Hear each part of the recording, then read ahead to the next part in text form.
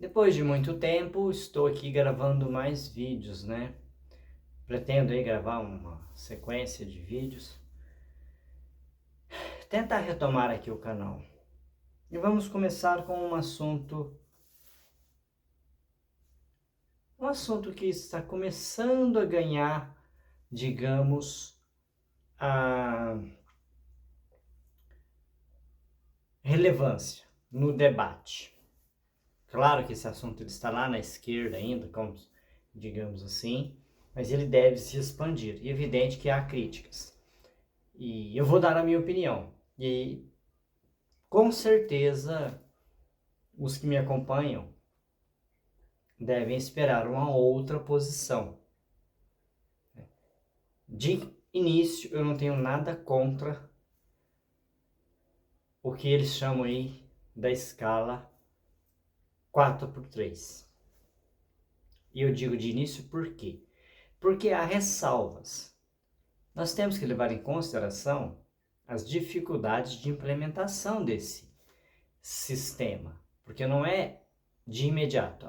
Do nada, vamos implementar uma escala 4x3 e tudo certo. Eu sempre brinco que a sociedade, e eu sou um conservador, diga-se de passagem, apesar de parecer contraditório, de parecer o contrário, eu sou um conservador. E o que um conservador defende? Que as mudanças elas devem ser lentas e testadas. Portanto, uma escala 4x3 precisa ser testada. Primeiro precisa haver um estudo de quais são os setores em que se torna viável esse tipo de escala. E eu diria que estão querendo avançar demais. Como os avanços eles são pequenos, eles precisam de certo modo ali haver uma gradualidade, nem sei se essa palavra existe, hein? Tá, mas tudo bem. Ou seja, tem que galgar aos poucos. Se nós hoje estamos numa escala, na prática, digamos assim, 6x1, então o ideal seria que lutássemos por uma escala 5x2. Porque lá no passado não havia nem DSR. Que é o descanso semanal remunerado. Não sei se todos sabem. Com muita luta, conseguimos tá. Esse tá aí ficou ruim, mas tudo bem.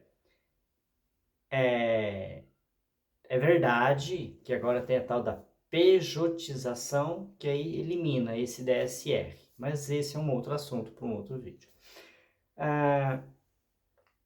A questão é, se precisamos de muita luta para conseguir um dia de folga na semana, e como nós chegamos a esse dia de folga, nós conseguimos essa vitória, o ideal seria a gente lutar para ter 2. Já seria suficiente?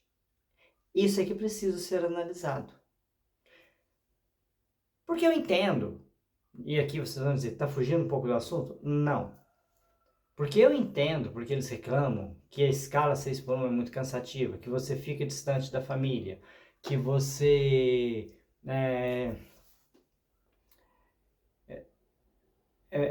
passa muito tempo da vida e blá blá blá e não sei o que, tá? Então, esse é o argumento, né? Eu usei a palavra desculpa aqui, mas ela pode ser ofensiva nesse caso. Esse é o argumento de quem defende escala 4x3. Mas será mesmo que a escala 4x3 seria ali, digamos, a solução? Vamos aos pontos. Imagine que você trabalhe em uma empresa de ambiente amplamente saudável, onde todos os funcionários, tá? Eu não gosto da palavra colaboradores, porque para mim são funcionários que têm funções, certo? Que todos os funcionários são respeitados, independente do nível hierárquico ao qual ele pertence à empresa, que os direitos, os tratamentos são igualitários, tá? Ou seja, a mesma maneira em que aquele funcionário teoricamente estaria na base do trabalho,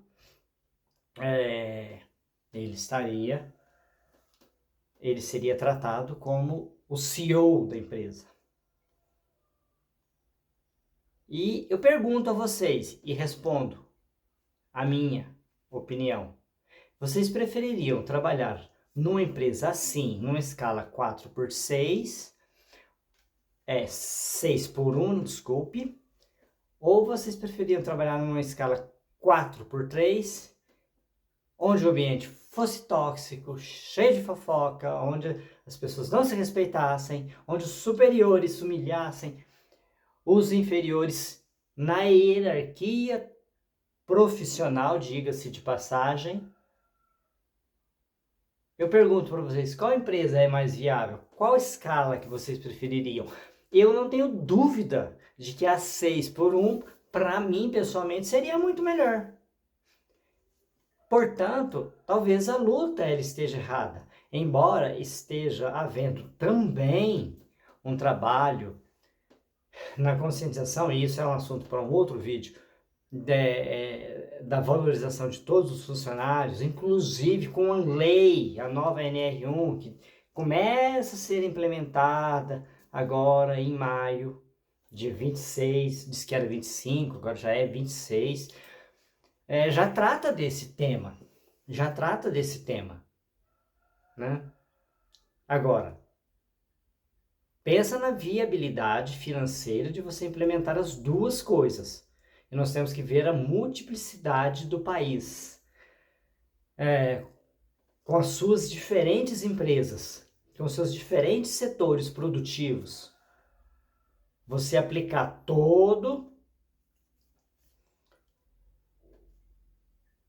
essas duas regras ao mesmo tempo. A gente pode, hipoteticamente, traçar vários cenários. Um de hiperinflação, porque aumentaria demais os custos da empresa, e custo de empresa é transferido para o consumidor, porque de duas uma, ou a empresa transfere custo para o consumidor, ou a empresa vai à falência. Empresa com prejuízo não funciona, gente. Simples assim. E aí, ao invés de uma escala 6x1 com um nível de desemprego razoável, porque dizem que é baixo. Quem diz baixo é porque está aí fazendo proselitismo político. Nunca foi baixo o desemprego no nosso país, mas tudo bem. O que é pior? Você ter uma escala 6x1, você ter um nível de desemprego lá nas alturas. Precisa pensar nessas situações. E o acesso aos produtos, né? E aí, como nós chegamos aos produtos? Porque se é para ter conscientização social, ela precisa ser mundial. E aí os produtos, eu não vou citar nome aqui, mas vocês provavelmente saberão do que estou falando. Os produtos aqui que nós compramos vindouros de outros países, hein? Vindo de outros países, né? Quis enfeitar muito aqui a fala e foi brega. Vindos de outros países. Quais são as condições de quem produz esses produtos baratos?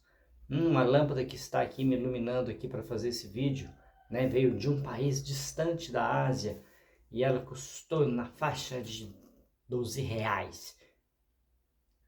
Para essa lâmpada chegar até mim por 12 reais, pagando todos os impostos, quais eram as condições dos operários que produziram essa lâmpada? Eu não faço a menor ideia, vocês sabem? Ou a gente vai preocupar somente conosco? Os nossos irmãos seres humanos de outros países, a gente finge que tudo bem. Porque se é para pensar no ser humano, você tem que pensar de modo global, de forma mundial. Ou não, ou lutamos aqui para nós e não estamos nem aí para eles. Aí eu perguntaria, né? Se aplica ao empírico categórico de Immanuel Kant? Essa é a questão.